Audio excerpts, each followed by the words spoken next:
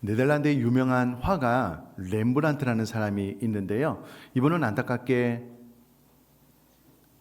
일찍 사랑하는 아내를 먼저 보내고 방황하다가 예수님을 인격적으로 만나 전혀 새로운 삶을 시작하게 됩니다.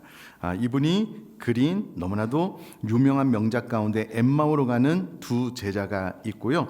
이외에 많은 명작들을 남기게 됩니다. 그래서 가끔 친구들이 종종 이 렘브란트에게 찾아와서 아니 도대체 당신은 어떻게 그렇게 명작을 그릴 수 있느냐, 그 비결이 무엇이냐라고 묻곤 했습니다. 그때마다 렘브란트는 이렇게 대답을 했다라고 합니다. 어떻게 그려야 하는지 묻기 전에 일단 붓을 들고 그리기 시작하게. 그럼 이게 무슨 말이냐면요. 때로 사람들이 어떤 일을 하기 전에 많이 생각하고 망설이다 보니 실천을 하지 못한다라는 거예요.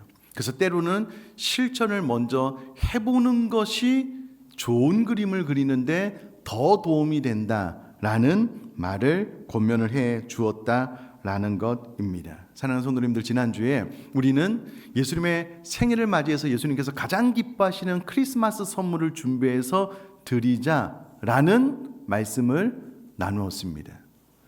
그래서 VIP들 다 작정하셨지요? 한 25명 정도. 그래서 VIP 작정하시고 기도 시작하셨지요? 네, 아멘이 많았으면 좋겠는데, 지난주에 목사님, 저는 이번 기회에 장인어른을 꼭 초청하려고 합니다. 저는 장기 결석자 누구를 꼭 초청하려고 합니다. 라고 저에게 이야기를 해주시는 분이 있어서 저는 너무 감사했습니다. 감동이 되더라고요. 아마 많은 분들이 작정하셨을 것 같아요. 그러나 반면 그렇게 목이 터져라 설교를 했음에도 불구하고 이 새생명 축제가 마치 나와 상관없는 것처럼 아직도 작정을 안 하신 분들이 있으신 거예요. 기도 시작을 안 하신 분들이 있으신 것 사실입니다. 사랑하는 성도님들, 음식에 유통기간이 있다는 것 아시죠? 마찬가지로 우리 지식에도 유통기간이 있습니다. 배웠던 것들을 빨리빨리 실천으로 행하지 않으면 무엇을 배웠는지 잃어버리게 돼요. 그래서 그 배움이 내 삶에 실천으로 남지 못하게 된다라는 겁니다. 아마도 우리 교회 성도님들 가운데 면허증을 따기는 땄는데 운전을 못하게 되어서 혹은 그 면허증을 장롱 안에 넣어놓음으로 말미암아 운전을 못하시는 분들이 계실 것 같아요. 예, 저희 큰 고모도 그러셨거든요.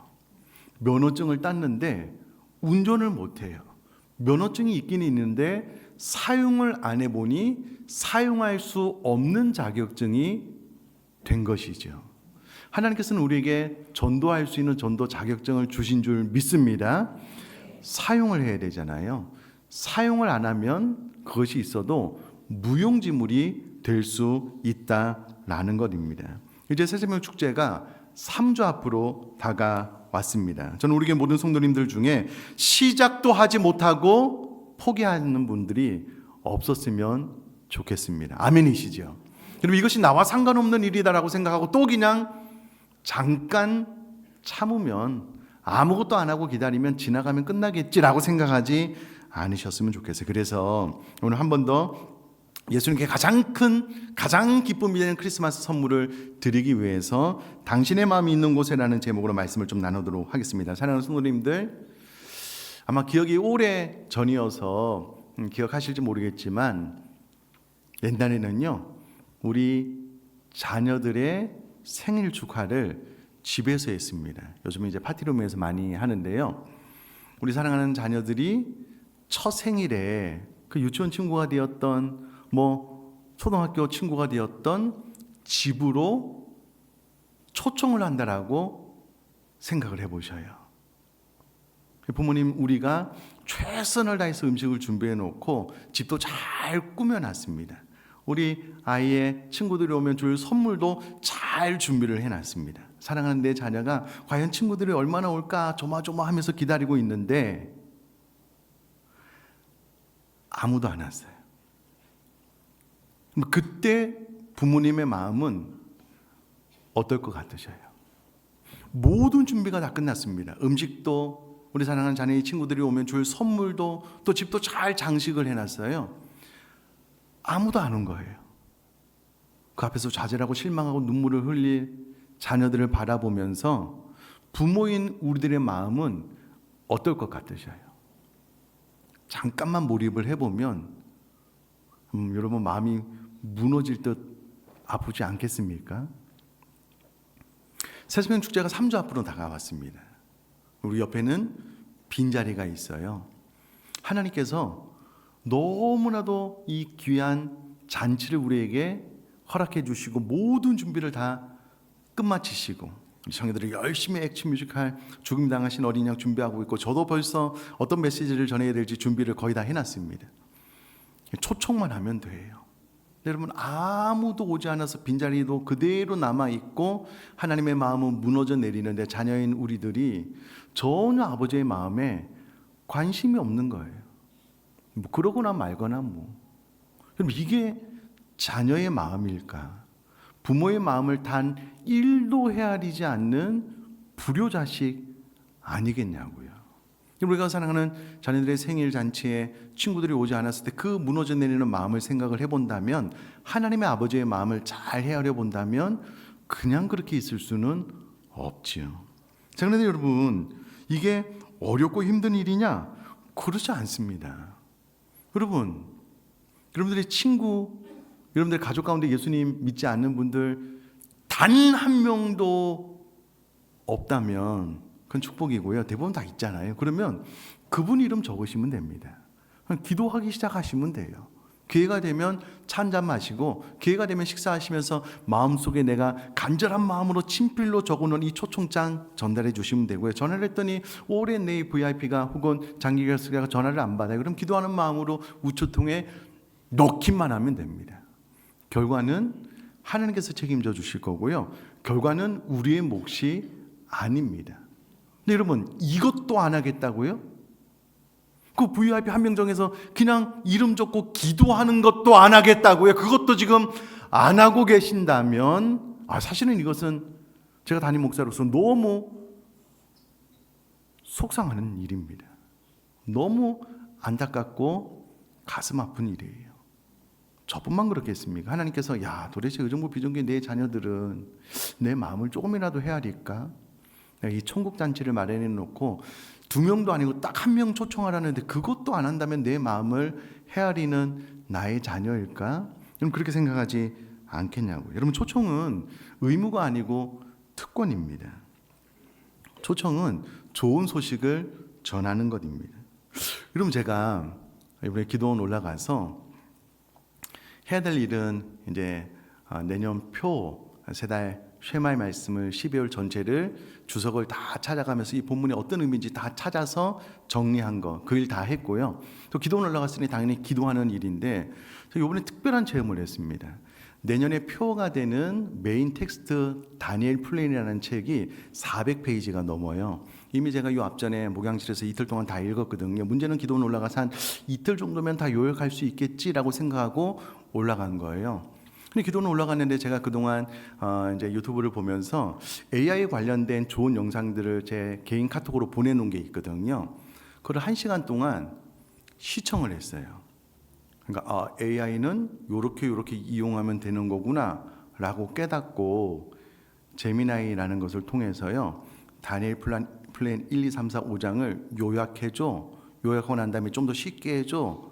프롬프트를 좀 넣어가지고 했더니요 10분 만에 끝났습니다. 그 퀄리티가 너무 좋아요. 깜짝 놀랐습니다. 제가 그 책을 다 읽었거든요. 읽고 난 다음에 1장을 요약하고 나서 보니까는 이거는 제가 이틀이라는 시간을 들여서 요약한 것보다 더 탁월하게 요약을 해놨어요. 2강, 3강, 4장, 5장까지 요약을 해보니까 너무 퍼펙트해요. 조금만 더 정교하게 다듬으면 될 것 같아요. 제가 놀라운 체험을 했잖아요. 그래서 이제 기도원에 내려서 어제 우리 교육자들 주목사님이랑 같이 한번 식당에서 식사하면서 제가 무슨 이야기 했게요? 이 이야기 했습니다. 그 시간이 많으니까 기도도 더 많이 하고 막 너무 좋았다고. 여러분, 이게 초청입니다. 이게 초청이에요. 사랑하는 성도님들, 하나님의 살아계신 믿으시죠? 하나님 살아계신 믿으시죠? 천국과 지옥이 있다는 거 믿으시죠? 여러분, 우리가 죽음 이후에 저 영원한 천국에서 영원히 하나님을 예배하면서 행복하게 살 거 믿으시죠? 그 이야기 하는 거예요. 내가 예수 믿어보니까 너무 좋더라. 한 번만 교회 가보자. 그 이야기 하는 겁니다. 여러분, 이게 어떤 의무감에 억지로 하는 게 아니고요. 내가 교회 나가보는 게 너무 좋아. 물론 여러분 이렇게 하면 야, 요즘 누가 교회 나가? 이렇게 대답할 수도 있어요. 야, 나 너무 바빠.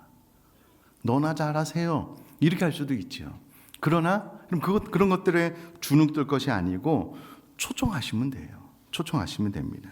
여러분, 오늘 본문은 주인이 잔치를 준비해놓고 종들을 보내놓고 종들이 오소서 모든 것이 준비되었나이다 라고 말만 잘하면 된다. 17절에 종들이 또 순종을 합니다. 그러면 하나님께서 우리에게 내가 가서 구원을 만들어내라 라고 말씀하지 않으셨습니다.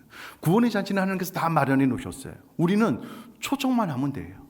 VIP 정하고 기도하고 카톡 한번 보내면 돼요. 전화 한번 하면 됩니다. 초청장 우표 붙여서 우초통에 넣으면 끝입니다.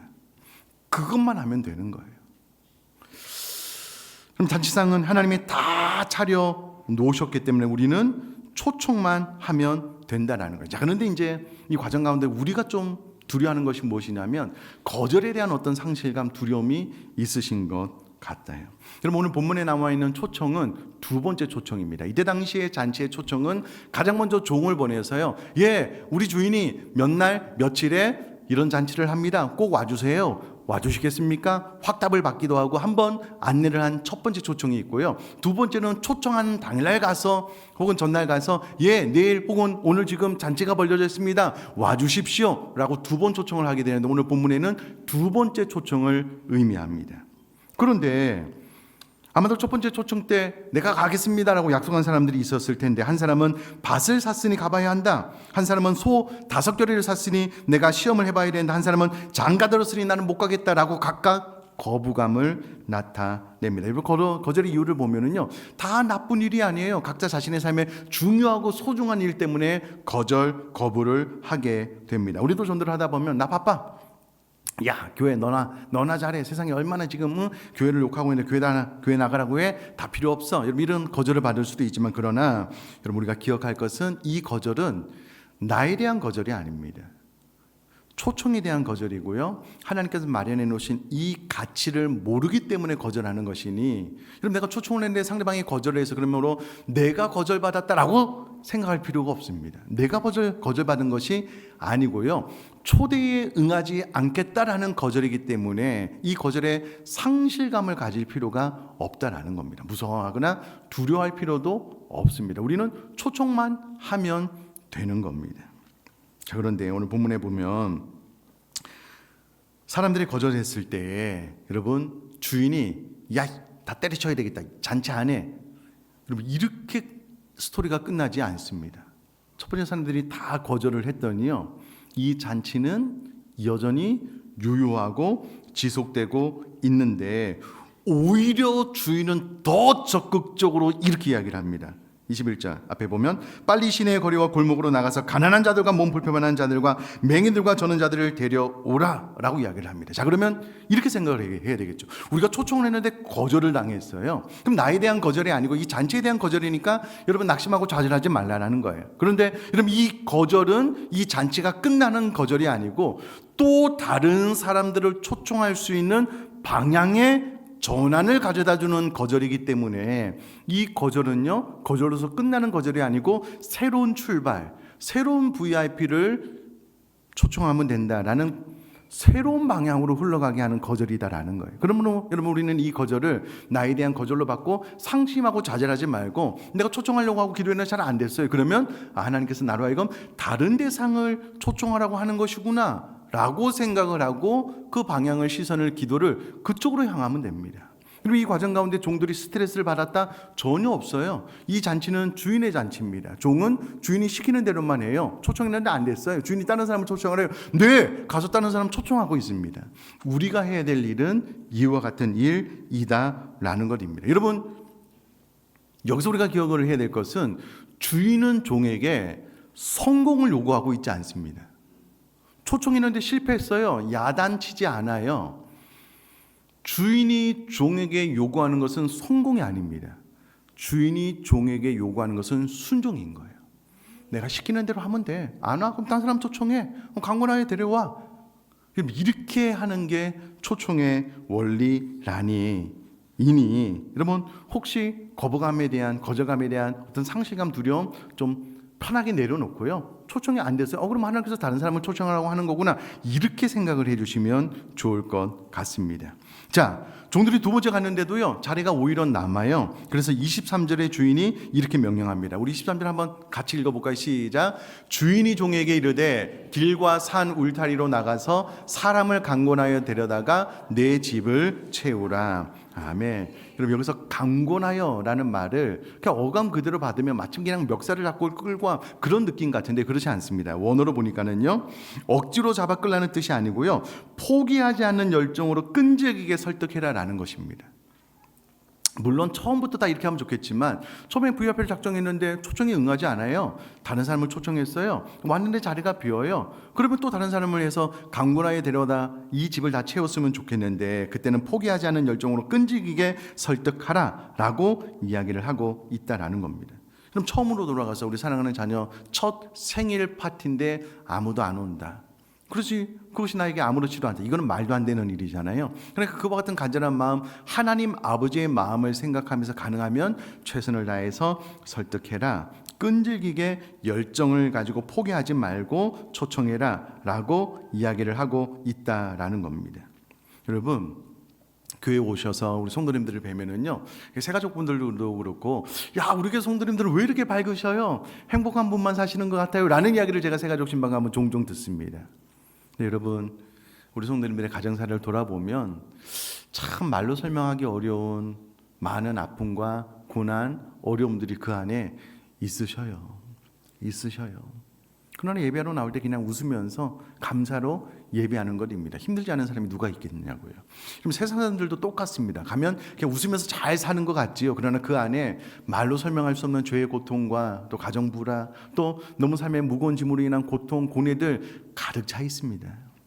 그들에게 정말 필요한 것은 복음이고 구원이거든요. 그럼 한 번만 나 따라서 교회 가보자. 여러분, 이것은 우리가 할 수 있는 일이잖아요. 여러분, 어떻게 보면 우리 교회에 나오시다가 오랜 시간 장기 결석 하신 분들이 있거든요. 아마 그 영혼이 많이 피폐해지셨을 것 같아요. 근데 내 발로 내가 스스로 교회를 끊고 떠났으니 나오기가 어려운 거예요.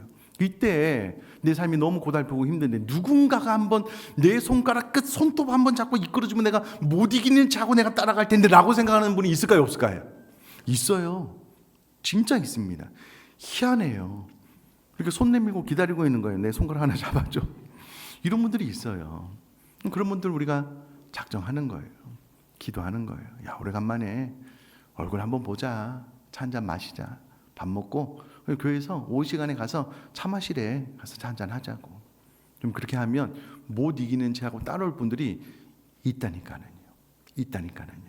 그 일은 우리가 해야 될 일이다라는 겁니다. 사랑하는 성도님들, VIP를요 2명도 아니고 우리 교회는 1명 작정하라고 합니다.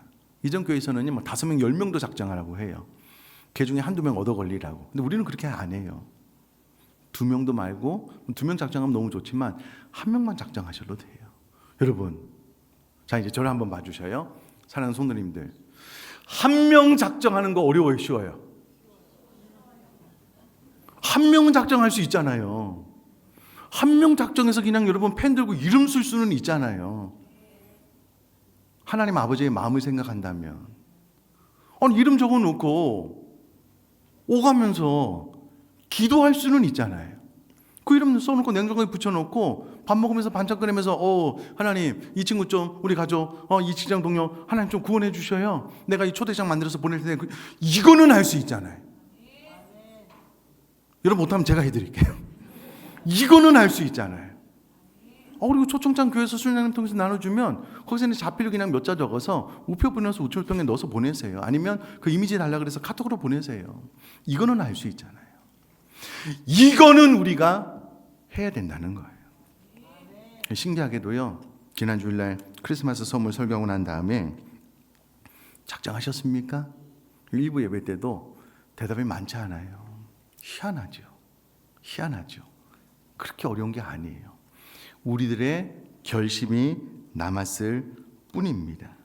이제 여러분 오늘 꼭 작정하셔요. 제가 오늘 순장님 통해서 한번 VIP 작정 인원 좀 파악 좀 해달라고 한번 해보려고요. 이번 주. 그래서 순식구들 가운데 한 명 이름 적어서 좀 내시면 우리 교육자들이 그 이름 불러가면서 좀 기도하겠다고 한번 그렇게 한번 해보려고요. 같이 기도하는 거지요, 뭐. 그래서 여러분 3주 남았습니다. 우리 새생명 축제에 나를 통해서 이 빈자리가 채워지고 그 빈자리 가운데 여러분 이 청년들이 진짜 마음 다해서 기도하면서 죽임당하신 어린 양 뮤지컬 준비하고 있거든요. 아마 잘할 거예요. 기도하면서 저도 그 뮤지컬에 대해서 설교하고 메시지를 거의 다 준비를 다 해놨어요. 메시지가 잘 선포될 수 있을 것 같아요. 초청만 하면 돼요. 초청만. 그러니 VIP 작정하고 기도하고 초청하는 저희 여러분 될 수 있기를 주님의 이름으로 축복합니다.